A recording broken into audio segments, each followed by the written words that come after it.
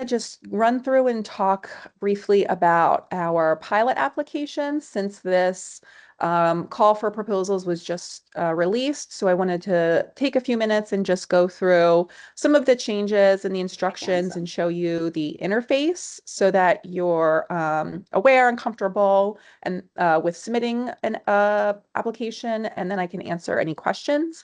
So if you go to the CTR homepage and you go to the funding tab and funding opportunities, it'll bring you up to this current page that we're looking at. And you can see here that we have our clinical and translational research pilot grants. So for this program, for submitting applications to this program, it's a two-step process. And the first step is to submit this preliminary application, or it's basically like a letter of intent. If you click on this button here, it will download the RFP and the instructions. So hopefully this can be easily accessible to everyone. It's located in a few different places. The first place you can find it here on this homepage for the funding opportunities. And I'm going to just switch tabs real quick to go over to this RFP. So again, this is the instructions for our preliminary application phase.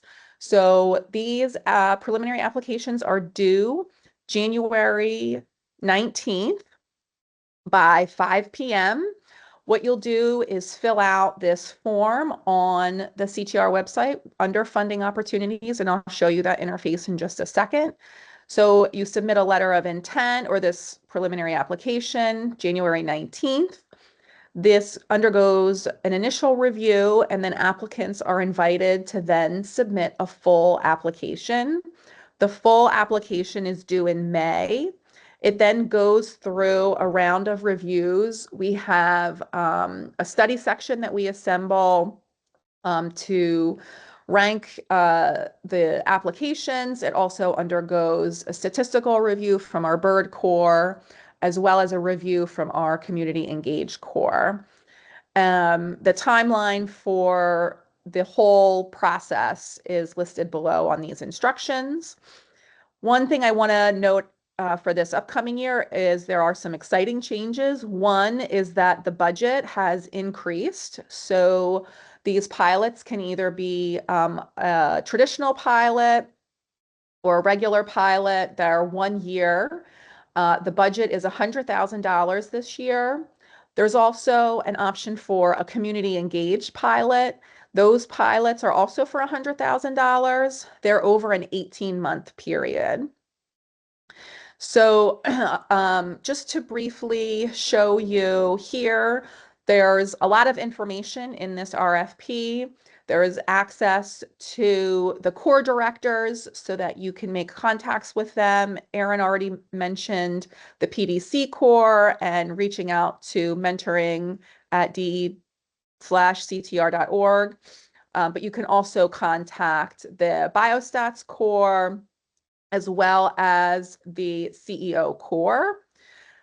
Just an important note for those of you who are invited to submit a full application, all of those full applications require a section about community engagement. So it's really encouraged that everyone, even if you're not submitting a community engaged pilot, reaches out and does a consult with the CEO core to make sure that they're appropriately addressing this section of the application. If you are a community engaged pilot, this is required. You must reach out to the CEO core and work with them on your plan for community engagement. The next thing I want to do is just briefly scroll down to also look at the instructions. Sorry, did somebody have a question? Just to briefly look at the instructions, and then I'll switch over to the dashboard to show you what the interface looks like. Another important thing to remember for this year, only PDFs can be uploaded into the dashboard, and please make sure that you're using an up-to-date version of Adobe.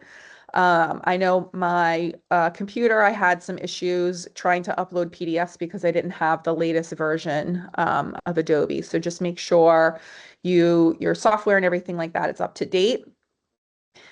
In terms of the instructions, so again, I'll switch over to the dashboard again in just a second, but one of the primary things I wanted to point out in these instructions is what the structure of the research proposal is going to look like. So this year we've changed things just a little bit. Instead of having you upload your one-page document or letter, we have text boxes that you'll enter in the text for that specific prompt or question. So there's 5 different sections, and in these instructions, you can find what each of those prompts are.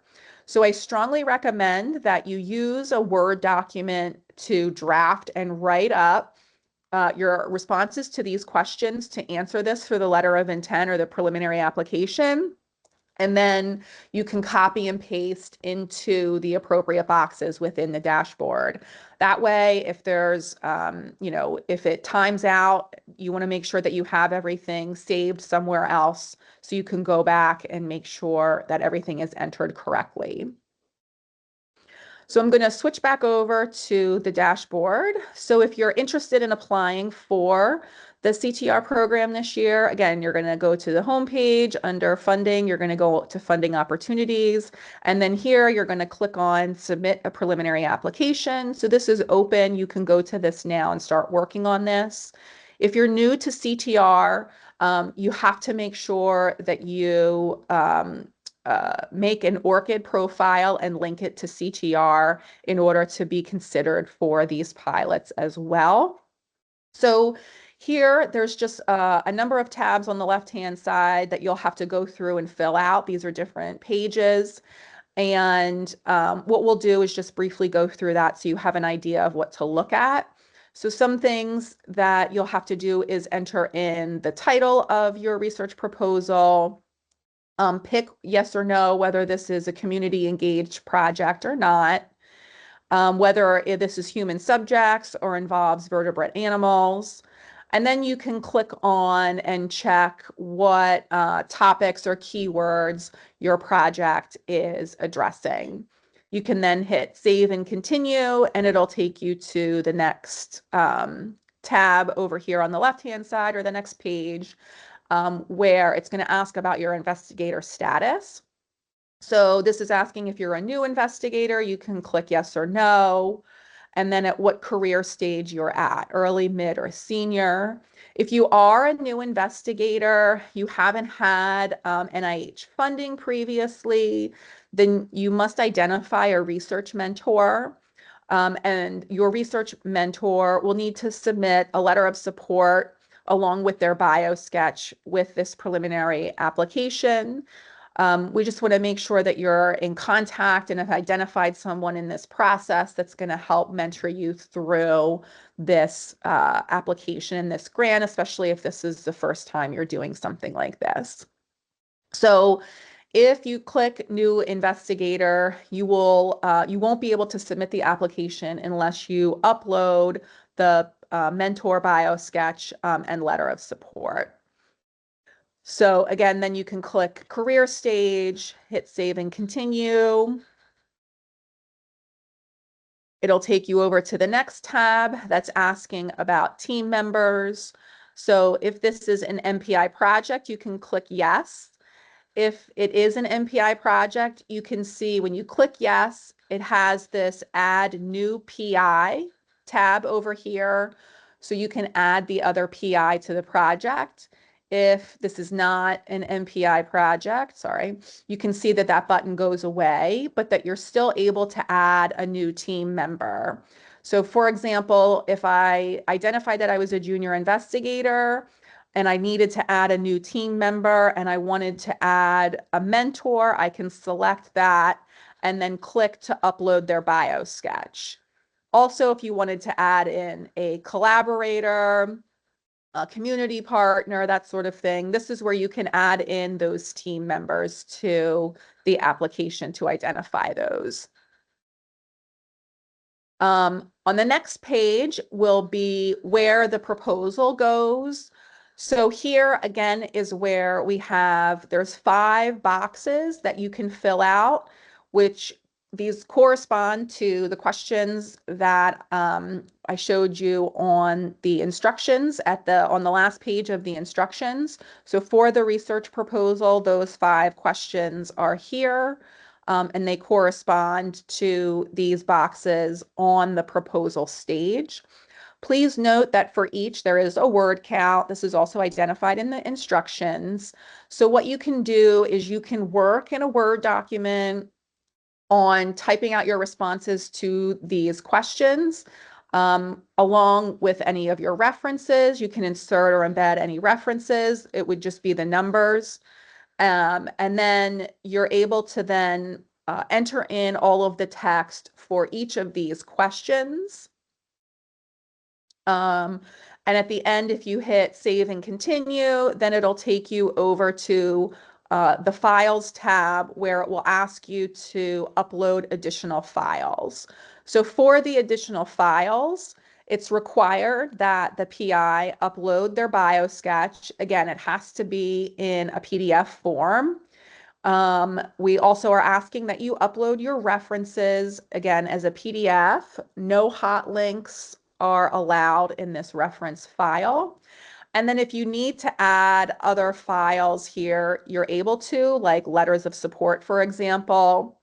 Since I clicked on that I'm a new investigator, before I'm able to submit the proposal, you can see I can't click on this button. It's going to ask me that I enter in a mentor for this section. So I would just have to either click this button here to edit team members, or I can just go to the left-hand side and toggle back to upload that information. So I could come back here, add new team members, and then upload that information.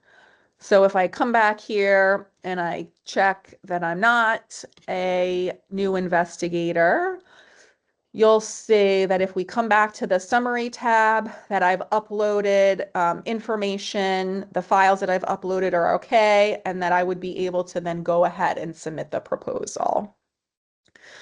Are there any questions? I'll stop there and take any questions about the interface or the instructions.